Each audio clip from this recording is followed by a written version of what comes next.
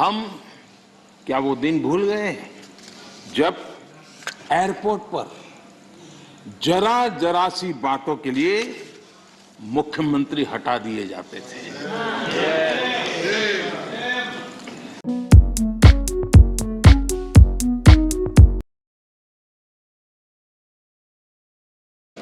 आदरणीय सभापति जी, फेडरलिज्म को लेकर कांग्रेस, टीएमसी और लेफ्ट सहित अनेक साथियों ने यहां कई विचारों को प्रस्तुत किया है और बहुत स्वाभाविक है, और इस सदन में इसकी चर्चा होना और स्वाभाविक है क्योंकि यहां राज्य के वरिष्ठ नेता, उनका मार्गदर्शन इस सदन में हमें मिलता रहता है।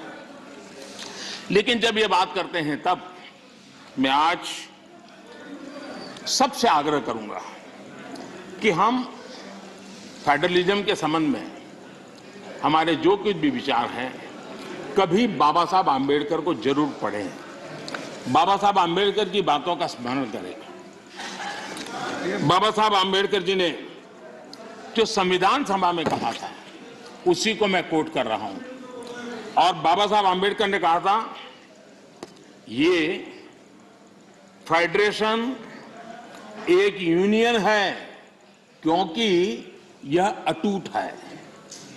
प्रशासनिक सुविधा हेतु देश और लोगों को विभिन्न राज्यों में विभाजित किया जा सकता है। प्रशासन के लिए विभिन्न राज्यों में विभाजित किया जा सकता है, लेकिन देश अभिन्न रूप से एक है। उन्होंने एडमिनिस्ट्रेटिव व्यवस्थाएं और नेशन की कल्पना को स्पष्ट किया है, और ये बाबा साहब आम्बेडकर ने संविधान सभा में कहा है। मैं समझता हूं फेडरलिज्म को समझने के लिए बाबा साहब आम्बेडकर के इतने गहन विचारों से अधिक मैं समझता हूं कि मार्गदर्शन के लिए किसी बात की जरूरत है। लेकिन विशेषता ये है, क्या हुआ है हमारे देश में, फेडरलिज्म के इतने बड़े बड़े भाषण दिए जाते हैं, इतने उपदेश दिए जाते हैं, हम क्या वो दिन भूल गए जब एयरपोर्ट पर जरा जरा सी बातों के लिए मुख्यमंत्री हटा दिए जाते थे। आंध्र प्रदेश के पूर्व मुख्यमंत्री टी अंजय जी के साथ क्या हुआ था, इस सदन के अनेक नेता अच्छी तरह जानते हैं। प्रधानमंत्री के बेटे को एयरपोर्ट पर उनका प्रबंध पसंद नहीं आया तो उनको बर्खास्त कर दिया। इसने आंध्र प्रदेश के करोड़ों लोगों की भावनाओं को आहत किया था।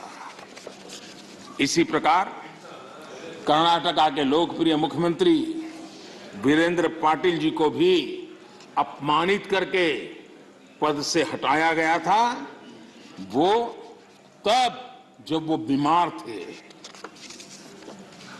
हमारी सोच कांग्रेस की तरह संकीर्ण नहीं है, हम संकीर्ण सोच के साथ काम करने वाले लोग नहीं हैं। हमारी सोच में राष्ट्रीय लक्ष्यों, राष्ट्रीय टारगेट और रीजनल एस्पिरेशंस, उसके बीच में हम कोई कॉन्फ्लिक्ट नहीं देखते हैं। हम मानते हैं कि रीजनल एस्पिरेशंस को उतने ही इज्जत के साथ एड्रेस करना चाहिए, समस्याओं का समाधान करना चाहिए, और भारत की प्रगति भी तब होगी जब देश विकास को ध्यान में रखते हुए रीजनल एस्पिरेशंस को एड्रेस करें। यह दायित्व बनता है। जब हम इस बात को कहते हैं देश को आगे बढ़ाना, लेकिन इसकी यह भी शर्त है कि जब राज्य प्रगति करते हैं तब देश की तरक्की होती है। राज्य प्रगति न करे और देश की तरक्की के लिए हम सोचे तो हो नहीं सकता है, और इसलिए पहली शर्त है राज्य प्रगति करे तब देश की तरक्की होती है। और जब देश की तरक्की होती है, देश समृद्ध होता है, देश के अंदर समृद्धि आती है, तो समृद्धि राज्यों में पर्कोलेट होती है और इसके कारण देश समृद्ध बनता है। इस सोच के साथ हम चलते हैं। और मैं तो जानता हूं, मैं गुजरात में था, मुझ पर क्या क्या जुल्म हुए हैं दिल्ली सरकार के द्वारा, इतिहास गवाह है। क्या कुछ नहीं हुआ मेरे साथ, गुजरात के साथ क्या क्या क्या नहीं हुआ। लेकिन उस कालखंड में भी हर दिन, आप मेरे रिकॉर्ड देख लीजिए, मुख्यमंत्री के नाते मैं हमेशा एक ही बात कहता था कि गुजरात का मंत्र क्या है, देश के विकास के लिए गुजरात का विकास। हमेशा दिल्ली में किसकी सरकार है सोच करके नहीं चलते थे, देश के विकास के लिए गुजरात का विकास। और यही फेडरलिज्म में हम सबका दायित्व यही बनता है कि हम देश के विकास के लिए अपने राज्यों का विकास करेंगे, ताकि दोनों मिलकर के देश को नई ऊंचाई पर ले जाएंगे। और यही तरीका सही तरीका है, उसी रास्ते पर चलना हमारे लिए जरूरी है। और ये बहुत दुखद है, जिनको दशकों तक सरकार चलाने का मौका मिला और उन्होंने राज्यों के साथ कैसे कैसे दमन किए थे। सब यहां बैठे हैं, भुक्तभोगी लोग बैठे हुए हैं, कैसे कैसे दमन किया था। करीब करीब 100 बार राष्ट्रपति शासन ला करके राज्य सरकार, चुनी हुई राज्य सरकारों को उखाड़ के फेंक दिया। आप किस मुंह से बातें कर रहे हो? और इसलिए लोकतंत्र का भी आपने सम्मान किया। और वो कौन प्रधानमंत्री है जिसने अपने कालखंड में 50 सरकारों को उखाड़ के फेंक दिया था, राज्य की 50 सरकारों को। आदरणीय सभापति जी, इन सारे विषयों के जवाब हर हिंदुस्तानी जानता है और उसी की सजा आज उनको भुगतनी पड़ रही है। देश उनको स्वीकार कर लेता है। आदरणीय सभापति जी, कांग्रेस के हाईकमांड जो है, उनकी नीति 3 प्रकार से कामों को लेकर के चलती है। एक, पहले डिस्क्रेडिट करो, फिर डिस्टेबलाइज करो और फिर डिसमिस करो। इसी तरीके से अविश्वास पैदा करो, अस्थिर करो और फिर बर्खास्त करो। इन्हीं बातों को लेकर के चले हैं। आप जरा बताइए आदरणीय सभापति जी, मैं आज कहना चाहता हूं कि फारूक अब्दुल्ला जी की सरकार को किसने अस्थिर किया था? चौधरी देवीलाल जी की सरकार को किसने अस्थिर किया था? चौधरी चरण सिंह जी की सरकार को किसने अस्थिर किया था? पंजाब में सरदार बादल की सरकार के किसने बर्खास्त किया था?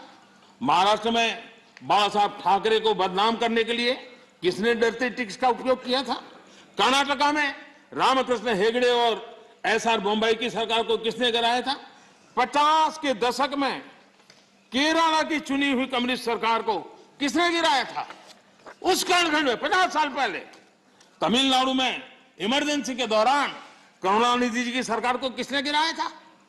1980 में एमजीआर की सरकार को किसने डिसमिस किया था?